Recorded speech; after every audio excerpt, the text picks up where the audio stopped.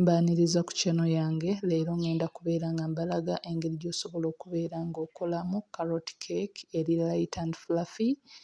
Ngenda kubeera nga mbannyonnyola ingredients zonna batya bwe tuzikozesa okubeera ng'oggyayo results ennungi eza keeki ne batya bwe tugibeekinga okubeera nti ofuna outcome ennungi. Oba obadde tonnaba kusubscribinga, please subscribe, likinga video, leave a comment below. Don't forget to share the video as well. Tugenda kubeera nga tutandika tu preheatinga oven.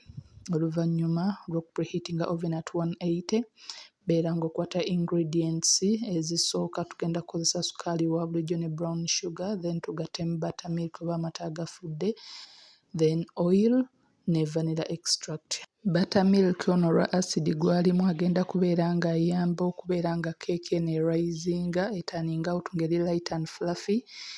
Then bw'oba okozesa oil making sure nti oil ali neutral nga tayinaamu any other flavour oba smell, okwewala okubeera nti smell eri mu oil ejja ne mixinga ne ingredients endala zino ze tugenda okubeera nga tukozesa oba spices, kijja okubeera nga kikyusa empunya n'empooma ya keeki eno. So beera ng'omixinga everything paka nga buli kimu kyonna kyemixinze bulungi. Oluvannyuma tugenda kubeera nga tu-addingamu amagi 4 naye addingamu amagi 2 at a time nga bw'omixinga. Kakasa nti nno ingredients zonna z'okozesa mu kubeera ng'okola keeki eno ziri at room temperature, zisobole okubeera nga zonna zikolera wamu zimixinge bulungi, kikusobozesa okubeera ng'ofuna keeki eri light and fluffy okuviira ddala ku magi, ku buttermilk, ku oil na buli kimu kyonna. So beera ng'omixinga wet ingredients zino paka nga ziri creamy and thick. Obadde okozesa stand mixer, kino kijja kubeera nga kikutwalira eddakiika nga 3, but oba obadde whiskinga nga nze kino kiyinza okutwalira eddakiika nga 5 ku 6. So amagi beera ng'ogenda maaso nga bw'oaddingamu then nga bw'otabula paka nga gonna okakasa nti geetabudde bulungi. Mixture ebeere nga terinaamu mpulunguse yonna, nga terinaamu sugar particles. Kino kijja kuyamba okubeera nga keeki ye bakinga evenly era ebeere ng'evaayo bulungi nnyo. Oba obadde tonnaba kusubscribinga, please subscribe, likinga video and leave a comment. Oluvannyuma lw'okubeera nga wet ingredients ziri ready, beera ng'oziteeka ebbali, then tubeere nga tumovinga on ne dry ingredients. Dry ingredients tugenda kubeera nga tukozesa, tulinamu spices ez'enjawulo: cinnamon, ginger powder, salt, baking soda, nutmeg, then n'eŋŋano. Eŋŋano nakozesezza eyaffe eya bulijjo, then ne brown wheat, eyo eriŋŋanga etera okubeera eya brown.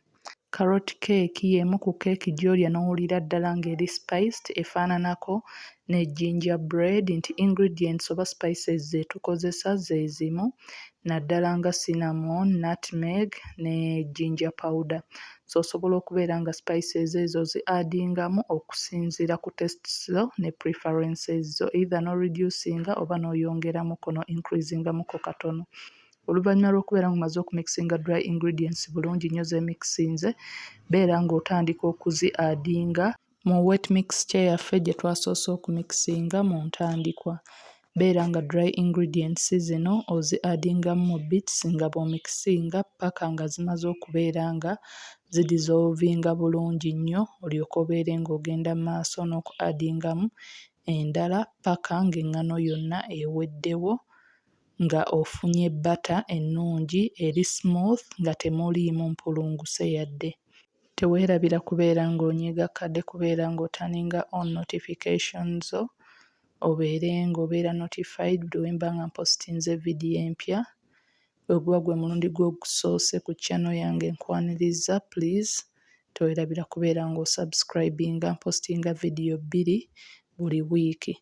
So yeno butter yaffe bw'eti bw'efaanana oluvannyuma lw'okubeera nga dry ingredients zonna tumaze okubeera nga tuzimixinga. Oluvannyuma beera ng'oaddingamu carrot 2 ze wagratinze. Carrot zino makinga sure nti ozigratinga mu size entonotono kizisobozesa okubeera nga zisobola okubeera nga zibeekinga bulungi nnyo wali mu oven. N'ekirala nti bw'oba ozimixinga makinga sure nti nno ozimikisinga mpola mpola okwewala okubeera nti ate okakkana ozicrushinze ne zikakkana nga zimekinze batter okubeera so dense ekigenda okuba nga kireetera keeki okubeera nga yeekwata. Dry fruits ziri optional mu carrot cake nti osobola okusalawo n'okola carrot cake nga temuli any other fruit naye nti oba osazeewo okubeera ng'okozesa any other fruit gy'oba okozesezza nga nze bwe nakozesezza raisins nze osobola okubeera nga ozikootingakoko mu ngano ne kikusobozesa okubeera nti kikuyamba okubeera nti zino fruits tezigenda at the bottom of the cake pan okubeera nti zirabikira mu keeki.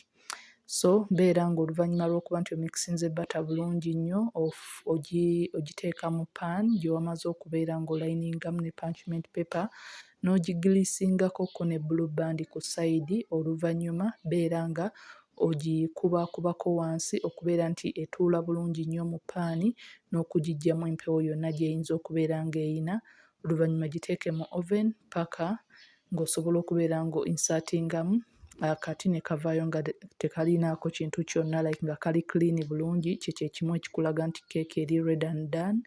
Nakolako dda vidiyo ne mbalaga engeri gy'osobola okubeera nga osaaniikamu keeki neevaayo bulungi nnyo ng'okozesa ensaaniiko eno eyaffe eya bulijjo nga bwe amatooke. So osobola okubeera nga ogicheckinga out nja kuba ngibalekera mu description box. Yeno keeki engeri gye yataninze out yabadde flavorful ng'eri so yummy and tasty ate ng'eri light nga bwe mugiraba nagiggyeemu cupcakes ne mbeera ng'era ngiggyamu n'eyo keeki gye mulabye endala.